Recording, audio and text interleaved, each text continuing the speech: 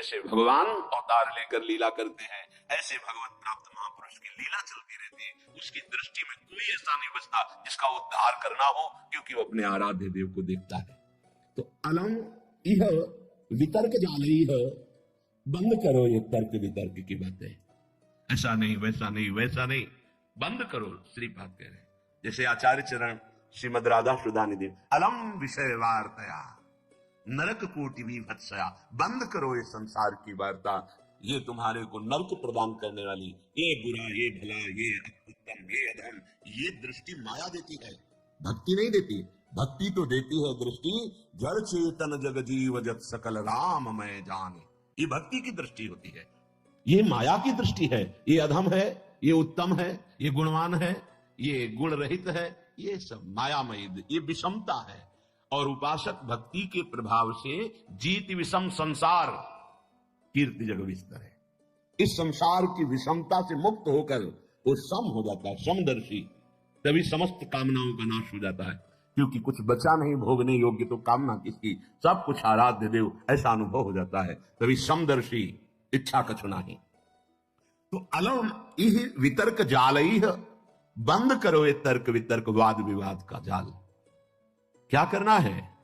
बोले सहसई वाछिद मोह जालानी, तुम्हारे हृदय में ये जो मोह जाल माया ने फैलाकर तुम्हें बांध लिया कि ये अपने ये पराये, ये मैं कर सकता हूं, ये मैं करूंगा, ये मैंने किया, ये तुम्हें अज्ञान अविद्या का जाल बांध चुका है, तुम इससे सहसा काट नहीं सकते हो। सीधा वृंदावन आओ और भगवत प्रेमी महात्माओं का संग करो, तो तुम्हारे हृदय का ये मोह जाल नष्ट हो जाएगा।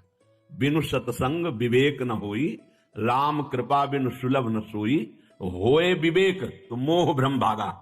सत्संग से विवेक और विवेक से मोह जाल का नाश मान लो, गुरु के वचनों पर अटल विश्वास कर लो, सब बात बन जाएगी। तर्क वितर्क की जरूरत नहीं है, ये भाव का विषय है, विश्वास का विषय है, प्रबल श्रद्धा का विषय है। अगर मान लो तो निहाल हो जाओगे, खुद देख लेना। गुरु के वचन अटल करे मानो, साधु समागम कीजे। संत समागम से जब तुम्हारा हृदय पवित्र होगा तब क्रमशः उत्थान होता है या सीधे उत्थान, ये तो आराध्य देव जाने कि क्रमशः उत्थान कराते हैं या सीधे स्थिति प्रदान करते हैं, ये उनके ऊपर है। वो किसी पतित को सीधे महान जीवन मुक्त बना सकते हैं। लोगों की धारणाएं होती, जैसे किसी से कोई गलती हो गई तो जीवन भर इस बात को देखते हैं कि ये वही है जिसने वो गलती की थी। नहीं, कल गलती हुई थी, आज आराध्य देव की कृपा हो गई तो जीवन मुक्त हो जाएगा। इसीलिए कभी किसी की गलती को देखकर सदैव उसे दोषी नहीं मानना चाहिए। क्यों? क्योंकि ये फिसलन का मार्ग, किसी से भी फिसलन हो सकती है, इसका मतलब वो गिरा ही पड़ा रहेगा ऐसा नहीं। गुरु कृपा पात्र हरि कृपा पात्र ऐसा नहीं होता। एक बार पूज्य श्री मामा जी बक्सर वाले, उनसे एकांत में प्रश्न किया कि शरणागत गिर क्यों जाता है? जब भगवान का शरणागत है, भगवान के वचन है, करो सदा तिनके रखवारी, जिम बालक राखे महतारी, तो वो गिर कैसे गया? शरणागत गिर क्यों जाता है? बोले शरणागत है वो का पक्का। तो बोले फिर वो बॉल है खिलाड़ी के हाथ का, वो गिरा नहीं है, वो नीचे पटका गया है, तो गिरना ही तो हुआ ना। बोले नहीं नहीं नहीं, जब खिलाड़ी अपने हाथ का गेंद नीचे मारता है तो नीचे फेंकने के लिए नहीं, लक्ष्य चुनने के लिए नीचे से पटका मारा कि अपने लक्ष्य पे पहुंच गया। एकदम हृदय शीतल हो गया, तो लगा कि बिना संत समागम के समाधान हो ही नहीं सकता। कौन? ये एक साधारण उदाहरण और असाधारण प्रसन्नता प्राप्त हुई, हृदय प्रफुल्लित हो गया। तो जन साधारण के हृदय में रहता है, अगर किसी साधक से गलती हो गई तो जीवन भर उस गलती को याद करके उसके चेहरे पर देखता है, ये वही है जिसने गलती की थी। नहीं, ये वो नहीं है जिसने गलती की थी। जो गलती की थी वो एक वृत्ति थी, और ईश्वर ने, आराध्य देव ने उसे ऐसी स्थिति प्रदान कर दी। अपचेत सुदुराचारो, भगवान के शब्द जरा गौर से सुनिए, कह रहे हैं अपचेत सुदुराचारो भजते माम अनन्य भाग साधुरेव समंतव्य।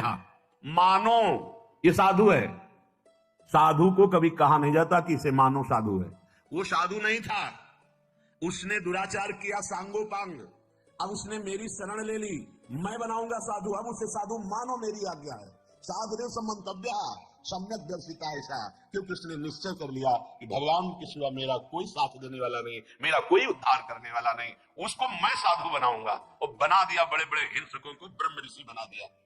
इसीलिए कभी किसी उपासक पर अगर कहीं कोई त्रुटि हो जाती है तो जीवन भर के लिए लांछन शब्द न देखे, नहीं, पता नहीं हरि कब कृपा कर दे और उसको एक विषय से एक महान योगी बना दे।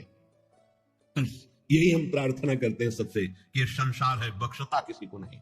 अगर त्रुटि हो गई, ना भी त्रुटि हो तो जाल में फंसा करके नीचा दिखाने के लिए त्रुटि साबित कर दी जाती है। ये माया है, इसलिए किसी को अपना मित्र नहीं और किसी को अपना शत्रु नहीं। एकमात्र मित्र प्रभु श्री हरि और शत्रु एकमात्र मेरा दुर्वासना से भरा हुआ मन। इससे बड़ा कोई दुश्मन नहीं। हम सदैव मन पर शत्रुवत व्यवहार रखें, ये दुष्ट कभी भी फंसा सकता है। और मेरा सच्चा मित्र एकमात्र हरि, इससे बड़ा कोई मित्र नहीं।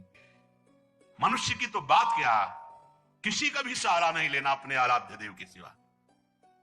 कदम कदम पर, यही तो अनुभव का जीवन तब होता है जब किसी का सहारा नहीं होता। हम चाहे भी सहारा लेना तो कोई बनता नहीं है सहारा, कोई नहीं बनता। उसका कौन सहारा बनता है जिसका संसार में किसी भी गुण से संबंध नहीं है? कौन सहारा? कोई नहीं। सच्ची बात है, बड़ा भ्रम है कि हमारा कोई मित्र है और या हमारा कोई सहयोगी है। इस भ्रम को मिटा दीजिए।